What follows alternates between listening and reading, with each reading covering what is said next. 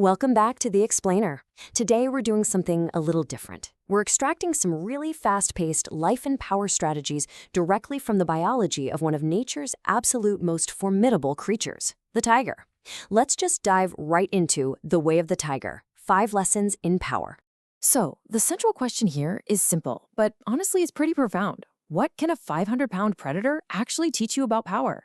Well, as we're going to see, a tiger's physical traits translate incredibly well into your own personal strategy. Okay, Lesson 1, own your unique stripes. Consider the pure biology of those stripes for a second. Every single tiger's pattern is entirely unique. It's literally exactly like a human fingerprint. There are absolutely 0 exact duplicates anywhere in the wild. Crazy, right? So, in a world that constantly demands conformity, you really don't need to blend in. Your distinct markings, the things that make you, they aren't flaws. They're your signature.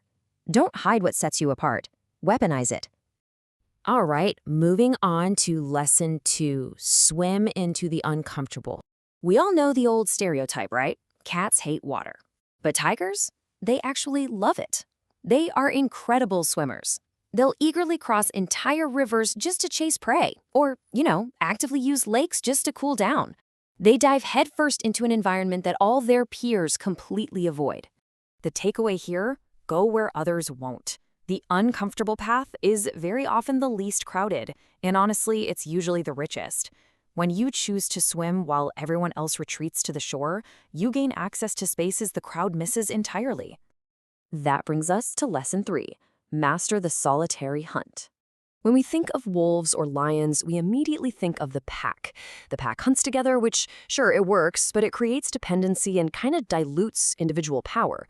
But the tiger hunts alone. It stalks, waits, and strikes in complete, concentrated solitude. Because the truth is, dependency dilutes your power. You've got to learn to carry your own hunt from start to finish. Genuine strength is having the competence to rely entirely on your own capabilities, without waiting around for a pack to do the heavy lifting for you. Okay, Lesson 4, true power is invisible. There is this totally brilliant paradox in how a tiger operates. Think about it. Despite weighing 500 pounds and literally wearing a bright orange coat, it manages to vanish perfectly into dry grass and shadows. This enormous predator just effortlessly disappears right in front of its prey.